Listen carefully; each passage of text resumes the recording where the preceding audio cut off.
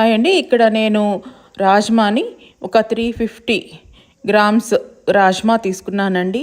అది ఇట్లా ఒక 2 సార్లు కడుక్కొని వాటర్లో సోక్ చేసుకొని నేను ఒక ఓవర్ నైట్ ఉంచుతున్నానండి.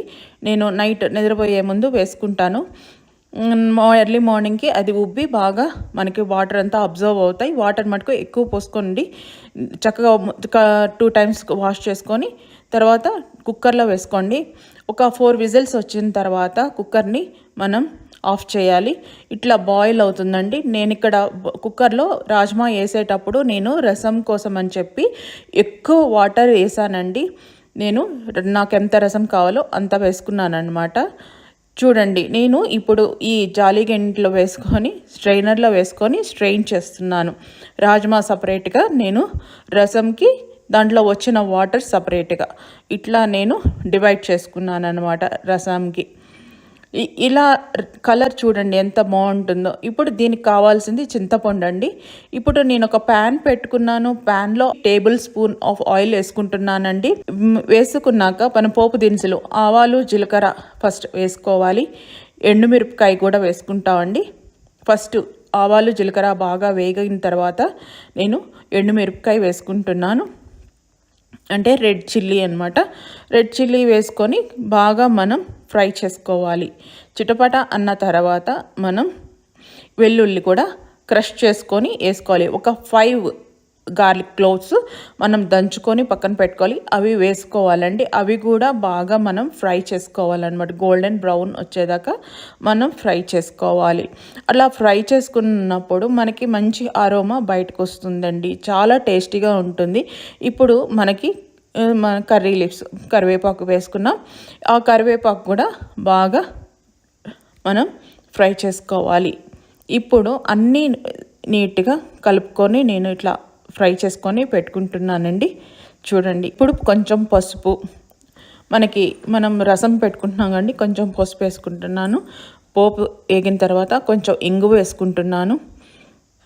ఇప్పుడు మనము కొంచెం ఇట్లా ఫ్రై చేసుకోవాలండి. బాగా ఫ్రై చేసుకున్న తర్వాత మనకి అన్నీ కలిసిన తర్వాత మనకి ఆ పసుపు పచ్చివాసన పోద్ది అనమాట. ఇప్పుడు నేను టమాటో ప్యూరీ వేసుకుంటున్నాను. ఇట్లా మనం మిక్సీలో మనం జస్ట్ కచ్చా పచ్చాగా వేసుకోవచ్చు. నేను ఇక్కడ చింతపండు పేస్ట్ మీకు చెప్పాను కదండి, చింతపండు పేస్ట్ నా వీడియోస్లో ఉంది. నేను ఎట్లా ప్రిజర్వ్ చేసుకుంటానో ఆ చింతపండుని నేను 2 టేబుల్ స్పూన్ వేసుకుంటున్నాను అన్నమాట. అది కూడా వేసుకున్నాక బాగా కలుపుకోవాలి. ఆ పచ్చదనం అంతా పోయిన తర్వాత మనకి ఈ మొత్తం ఫ్లేవర్స్ అన్నీ మిక్స్ అవుతాయి. మన పోపు దినుసులు, టమాటా మగ్గుద్ది, చింతపండు అన్నీ బాగా. ఇప్పుడు నేను వేసుకునేది రసం పౌడర్ అండి. ఇది కూడా నేను ఒక వీడియో చేస్తాను. ఇది మా ఇంట్లో మా అమ్మగారు చేస్తారండి. ఆ రసం పొడి కూడా నేను ముందు స్టోర్ చేసి పెట్టుకుంటాను ఎవ్రీ మంత్.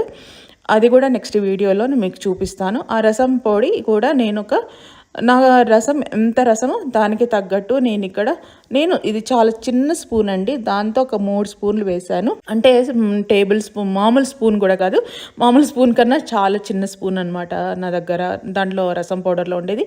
అందుకని అది వేసుకున్నాను. ఇప్పుడు నేను ఈ రాజ్మా వాటర్ని వేసుకుంటున్నానండి. అన్నీ బాగా మిక్స్ అయ్యాయి కదండి. ఇప్పుడు ఈ రాజ్మా వాటర్ కూడా వేసుకొని నేను బాగా తిప్పుతున్నాను అన్నమాట. చూడండి, సేమ్ ప్రాసెస్ అంతా మనకి మామూలు రసం ఎలా చేసుకుంటామో అలానే చేసుకుంటున్నామండి. ఇక్కడ వేరియేషన్ జస్ట్ మనం రాజ్మా ఒక్కటే. రాజ్మా చాలా పిల్లలు చాలా ఇష్టంగా తింటారు కదండి.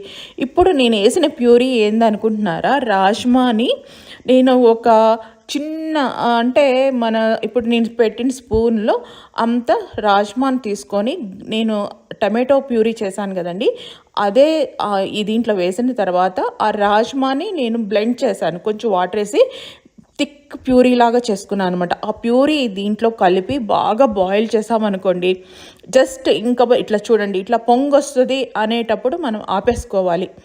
అప్పుడు మనం కొత్తిమీర వేసి గార్నిష్ చేసుకోవాలి.